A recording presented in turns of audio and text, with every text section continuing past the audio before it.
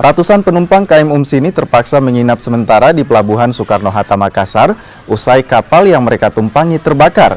Pihak Pelni menyediakan kasur dan juga sejumlah perlengkapan lainnya untuk para penumpang.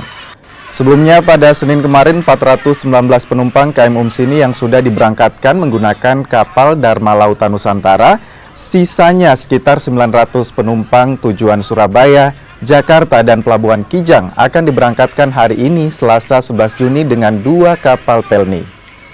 Ada yang penumpang lanjutan, ada yang penumpang juga yang tidak ingin melanjutkan perjalanannya.